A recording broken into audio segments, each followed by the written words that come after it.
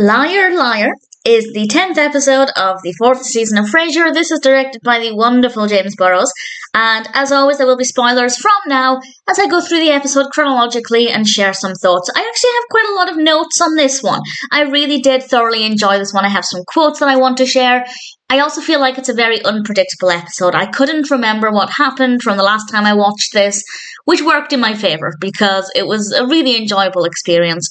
It starts off with Frasier saying goodbye to somebody in his apartment. We realise he doesn't even know who this is. It turns out it was the waiter from the awards show that they'd went to for KCL.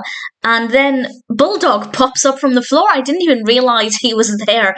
And Roz lies to her grandmother. She phones her grandmother and she says they won. And she lies just to keep her grandmother happy. And Frasier asks the question, is it always morally wrong to lie? And this is the backdrop for the entire episode.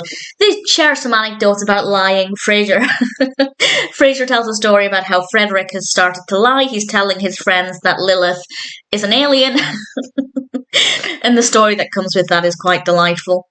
We then learn that when they were at prep school, Niles and Frasier set off the fire alarm, which set off the sprinklers, and a kid called John Rajeski got blamed for this, and he was actually expelled. Now, I think, and they kind of allude to this, that this would have happened at some point anyway, but I feel like Rajeski must have had other behavioural problems at school to be expelled. I imagine, well, having said that, I feel like prep school might also be quite strict. I don't know what I'm talking about, but I feel like it must have been the straw that broke the camel's back. I'd hope he wouldn't be expelled just for one incident like that. But nevertheless, he does get expelled. Martin's really annoyed at Frasier and Niles for this, but Frasier and Niles didn't actually realise the kid got expelled, which is also slightly unbelievable, as I feel like they would have realised he wasn't around anymore, but nevertheless, this is the narrative that we run with. And then Roz proves that not every lie is bad because she tricks Bulldog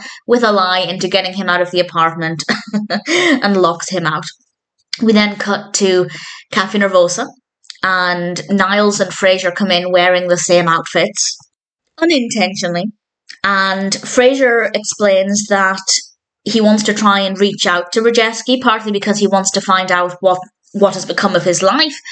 He's worrying that by getting him expelled, his entire life was derailed, and he also maybe wants to confess the truth to him. And he tries to phone him. He finds out that he's actually in prison, and he decides he's going to see him. And Frasier asks if Niles wants to come with him, and Niles says, the Crane Boy's going to a prison in matching outfits, which basically explains why that would be a terrible idea. We then cut to the prison, and Frasier, I did initially wonder how he managed to see him so quickly, but then we learned that actually Frasier is visiting him as a psychiatrist, and we meet the character of John Rajeski. He's played by Saul Stein, and Frasier tells him that he's doing a study about the moments that led people to prison, and if they can pinpoint the time in their life where they started to head down that path. And Rajeski doesn't initially have a straight answer for this. He recounts the last thing that happened to him, and then we go a little bit back further in time, and then further in time again, and he mentions high school, and Frasier asks him to clarify that it was high school, not prep school. And he says, yes, high school. And then that reminds him of what happened at prep school, and he becomes, understandably, really annoyed about being thrown out of prep school because he didn't do it. And he gets quite annoyed, but he manages to calm down quite quickly, and Frasier is just about to tell him, he's about to confess to him that it was his fault that he got expelled from prep school. And I have to say that that's brave of Frasier and admirable to basically admit you're the reason somebody's life was ruined. But as I said, I feel like if he was expelled for that, there must have been other things that he was doing. So maybe it's not entirely Frasier's fault, but also I feel like this is a consequence of his actions. And he's about to tell him when this large, very tall, like he's basically the height of the doorway, this prisoner comes in, and he has a neck brace on, and he's clearly much larger than Rajeski, but we learn that this is the prisoner Rajeski beat up for touching his comb. So Frasier realises if he has the ability to beat up this guy who's much larger than him, what will he do if he finds out that Frasier is the reason his life was ruined? And he decides in the moment not to say anything. We then cut back to the apartment, and Niles' back is hurting. Daphne decides to help, and Martin basically warns Niles that the stuff she's rubbing on his back is going to sting. It's going to get very hot and burny. And Niles is just happy that Daphne is rubbing her hands all over his back. And then it begins to burn, and a moment that definitely made me laugh out loud is when Niles had to pretend that he was no longer in pain and says, "Now look at me, I'm running," as he tries to run to the freezer to get some ice. And Daphne then, when Frasier comes in and explains what happens, I think Daphne provided some good food for thought, because up until this point, it's hard to feel sorry for Frasier. Frasier is feeling bad for himself, which is understandable, but it is hard to feel sorry for him when he brought this on himself and could potentially have ruined somebody's life. But as Daphne points out, it does balance out because Frasier has dedicated his life as a psychiatrist to helping other people. And then Frasier realizes maybe he can push that a little bit further and help out the Rajeskis. Because, as John Rajeski told him, he's having a bit of trouble with his wife at the moment. So Frasier phones up his wife. And the next thing we know, he goes round to her apartment. And this is Susan Rajeski, played by Carlene Watkins. She knows who Frasier is. She listens to KCL. And she feels a little bit uncomfortable talking to him face to face. So Frasier turns his back. And as she's talking to him, Frasier can't see her, but we, the viewer, can see that she's beginning to undress. And then we learn that actually Rajeski is getting out of jail now. And part of me thinks, why didn't you go and collect him from jail? Why weren't you there to be with him at the moment of his release? That doesn't seem great.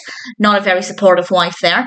And also, it is a huge coincidence, but also maybe that also helps to explain how Frasier was able to get a meeting with Rajeski so quickly. If he was about to be released, I imagine things were a little bit more relaxed. Again, don't really know what I'm talking about, but I'm trying to find excuses for why certain, maybe more unrealistic things happened in the episode. I'm overthinking it. Frasier is obviously outraged when Susan Rajeski basically jumps on him, and he realizes that she's turned on by the threat of being caught, and that's when he realizes Rajeski is on his way back from prison, and he manages to hide behind the sofa when Rajeski comes in, and I wasn't sure how he'd get out of this. To be honest, I'd assumed that he would just crawl out of the door, or crawl out from behind the sofa and sneak out the door when they were being intimate, but what happens I think is actually more funny, because he decides when they're not looking to set off the sprinklers, bringing us full circle to what happened when he was a child. And it wasn't a bad way to conclude that part of the story. And then we end with the final scene with Niles doubled over in pain, but he sees Daphne coming towards him, and this must tell how strongly that cream or whatever it is she's putting on his back must hurt, because if Niles is avoiding Daphne touching him, that must be pretty stingy, pretty burny. So he pretends that he's not doubled over in pain. He's actually just leaning over to give Eddie a cuddle, which was rather sweet. So a nice way to end things. Definitely not a bad episode at all. Some very, very funny moments. And of course, it poses the question of, is there ever a bad lie? And I think there are plenty of lies that are beneficial, such as white lies. But I guess we're not talking about white lies here. We are talking about proper lies. And I don't know. I don't have any strong thoughts on that. I feel like there's no such thing as a good lie or a morally acceptable lie aside from white lies, but it is thought-provoking. If you have any strong thoughts on that, either way, please feel free to share. But as an episode, I think Liar Liar is pretty brilliant.